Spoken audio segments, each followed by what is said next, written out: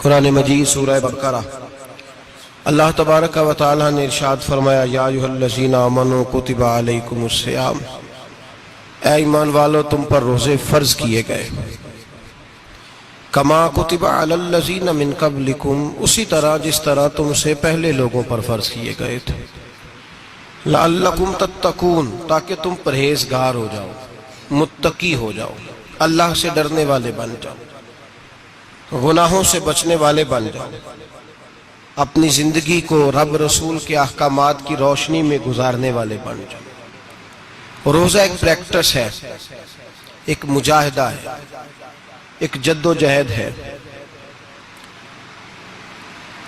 جد و جہد کس چیز کی؟ اللہ کی رضا کے مطابق اپنے آپ کو ڈھالنے کی جد و جہد۔ صوم کا لغوی معنی ہوتا ہے رک جانا۔ حلال رزق سامنے پڑا ہے، حلال مشروب سامنے پڑا ہے، حلال رشتہ بیوی کا موجود ہے، لیکن ان سب چیزوں سے حالت روزہ میں رکنا، اللہ کی رضا کے لیے رکنا، اس کا نام روزہ ہے۔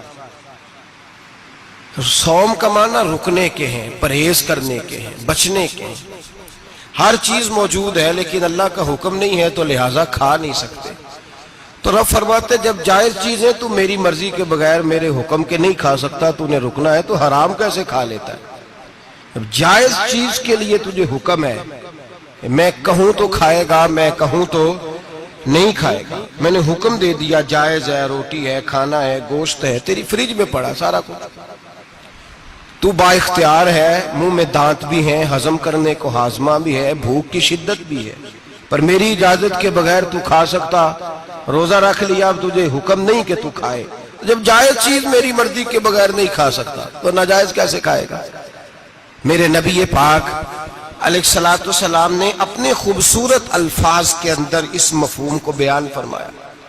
محبوب پاک صلی اللہ علیہ وسلم فرماتے جس نے جھوٹ نہیں چھوڑا، غیبت نہیں چھوڑی، برائی نہیں چھوڑی، اللہ کو اس کے بھوکے پیاسے رہنے کی کوئی ضرورت نہیں۔ وہ کاہے کا رکا ہے؟ جب کوئی کام تو اس نے اللہ کی رضا والا کیا نہیں۔ روزہ رکھ کے دغا کر رہا ہے، روزہ رکھ کے جھوٹ بول رہا ہے، روزہ رکھ کے کم ماپ رہا ہے، تول رہا ہے، دھوکہ دے رہا ہے، رشوت لے رہا ہے، فراڈ کر رہا ہے، حرام کا مال اکٹھا کر کے کہتا ہے اس میں سے چلو 10 دیگیں بھی پکا دیں گے۔ وہ بھائی جو کام اللہ نے تجھے کرنے کا حکم دیا تھا، جب تو وہ بجا ہی نہیں لا رہا، مقصد روزہ ہی تو حاصل لعلکم تتقون۔ روزے کا مقصد یہ ہے کہ تو پرہیزگار ہو جائے۔ میرے نبی پاک علیہ السلام کی بارگاہ عالی مرتبت میں 2 عورتیں آئیں، یہ چیزیں کھا لو، کہنے لگی محبوبہ ہم نے روزہ رکھا ہوا ہے۔ فرمایا نہیں، تمہارا تو روزہ نہیں ہے، حضور رکھا ہوا ہے روزہ، سحری سے لے کر اب تک کچھ نہیں کھایا، شام تک بھی نہیں کھائیں گی۔ محبوب نے فرمایا ذرا کہہ تو کرو، الٹی تو کرو۔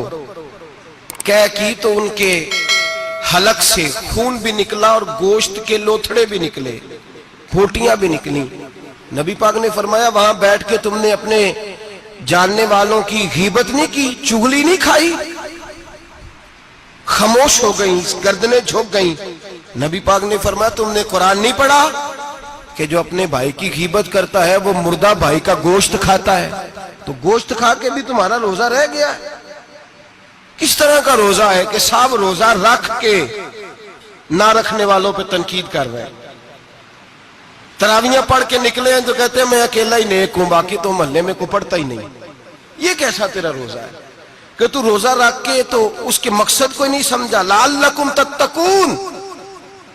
روزہ دار تو وہ ہے کہ روزہ رکھا ہوا ہے، کھانے بھی سے رکا ہے، پینے سے بھی رکا ہے، عمل زوجیہ سے بھی رکا ہے، پھر وہ جھوٹ سے بھی رکے، غیبت سے بھی رکے، بدنگاہی سے بھی رکے، حرام خواری سے بھی رکے، رکے ساری چیزوں سے۔